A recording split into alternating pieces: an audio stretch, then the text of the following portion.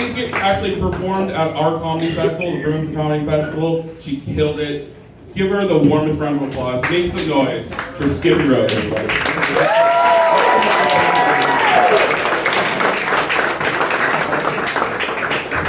What up, Windsor Comedy Club?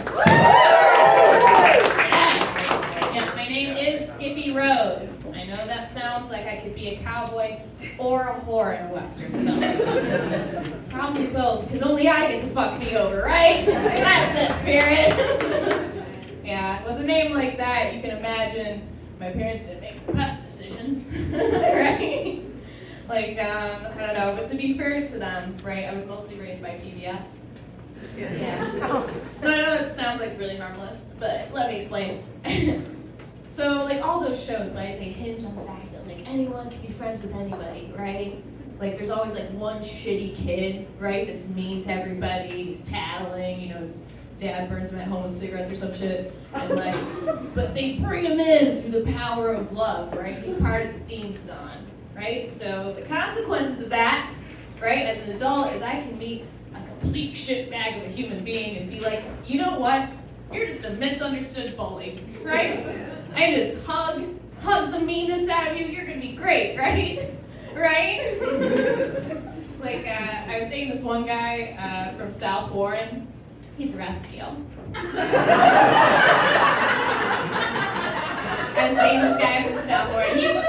He was a real piece of work, okay? Like, he yelled at me in public, he called me stupid, but, like, the worst part of it was how into MMA he was. Just so much, right? And after dating him for a while, I'm like, oh, it stands for men whose mothers were absent.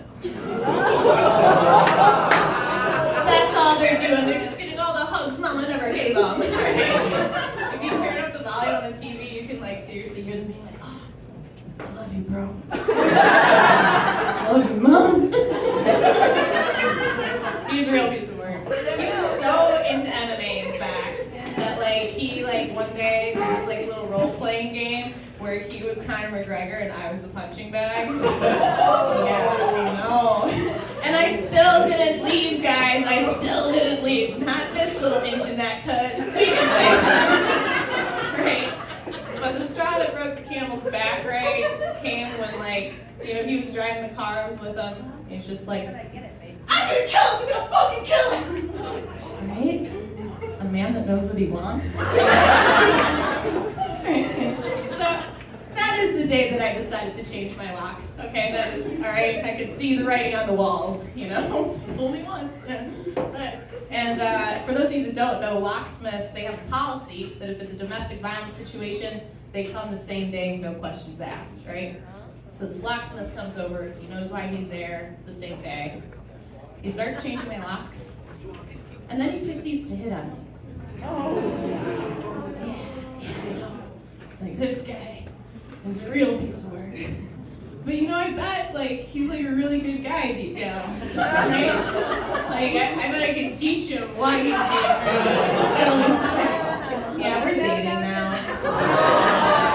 No, I'm just kidding, guys. He dumped me after 2 months. We can't. I'm a slow learner. I am happy to report, though, that I don't take that crap anymore. All right. I know you're all thinking, oh my God, she gained some self-respect. No, that's not what happened.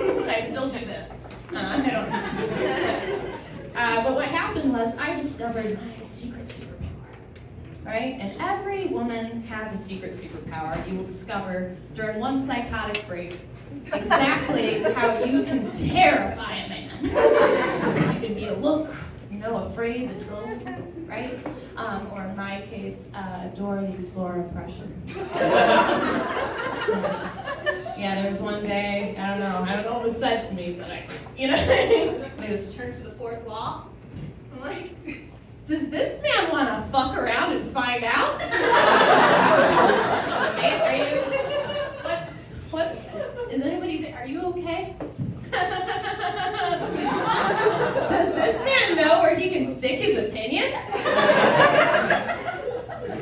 Correct, up his asshole. Or culo. Big, giant asshole. Grande.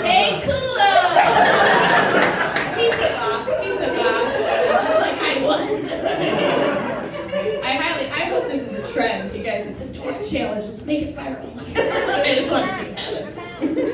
But yeah, it's really important to have your secret superpower, especially when I know I'm a petite lady, right, which is French for skinny whore. I don't know, they don't teach us French, I don't know. But even though I'm like a petite lady, I'm actually into big guys. Yeah. And not like big guys where it's like he's a wall of a man, but like less wall, more bouncy castle. You know what I'm saying? Like, just they're a little bit comfier. But I get a lot of sexist fucking comments when I tell people I'm into some chonky boys, you know? Because like, if a dude says he's into big women, you know, women with curves, everybody's like, yeah, man, champion for body positivity, right? But if I'm like, oh yeah, I'll take some hefty ones, right? They're like, oh, she has daddy issues. Right? And that has nothing to do with my taste, guys. Nothing, all right? Like, my dad, he weighs practically nothing because he's cremated. You can't have daddy issues if you don't have a dad. Loophole! Yeah, no, it's imperative. I think that I like big guys, though, because they're comfier, you know what I mean? You can just really snuggle in there. And I think that's really important to be with somebody that's comfortable, right? Because those first 3 months, I don't care who you are. I don't care who you fuck. One of you is going to lie in the other one's upper arm. And then you're both going to pretend to go to sleep for 7 hours. And you'll do that for 90 days at least. Right? So like this one guy that I was dating before, he wasn't my type, you know what I mean? He was like an in-shape guy who was like cuddling with a greyhound. With his iPhone, I don't know. Like after a few nights with him, right? I woke up with this crook in my neck so bad. I was like, oh, I just cracked. I was like, couldn't quite straighten it, just kind of hung there, right? And people kept over explaining things to me because I just looked confused. And men found me way more attractive as a result. It's true, they just want us a little bit dumb. Right? I think that's why men love blowjobs, actually. Right? Because it's really hard to look smart with a dick in your mouth. Those running debates down there, I hate to say it, right? You think you're being romantic with your steep and shady eyes? No. That is why I have retired. I've retired from giving blowjobs, guys, right? I've hung up my knee pads. I don't do that shit anymore. Oh man, it's a lot of fucking effort, alright? It's a lot. And I'll still do them, all right, for special occasions. I will do them occasionally, you know, for like birthdays or anniversaries or money. But even then, I'm not putting my full gusto into it, right? Like, it's just gonna happen. It's my version of quiet quitting, you know? I'm just not gonna do it. It's a lot of effort. And another reason why, like, I hate blowjobs is because I'm not good at breath work, guys. All right? I was not good in gym class with a, you know, like doing crazy shit. Like, I'm not good at it. It's a lot of breath work, a blowjob. Because a blowjob, for those of you that aren't informed, feels a lot like you're getting dental work done, like, ah. And then like a bully at a pool is like shoving your head, like, right? And so it makes it really weird, right, when I go to public pools. Because I see all these little kids, right? And they're trying to hold their breath the best they can, or like, when you do it, right? Because I instantly know which one of them's gonna grow up to get bad blowjobs. Right?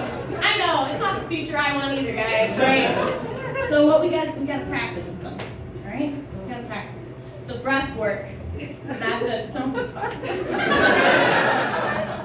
So what you wanna do, you just wanna like hold them underwater a little bit, longer than you're comfortable with, like until the bubbles almost stop. You don't want them to stop because police, right? But like until they almost stop. Kind of like you're making a pancake, you know? Wait till the bubbles almost stop, and you flip it. Pro cooking tip, brought to you by Skippy Rose.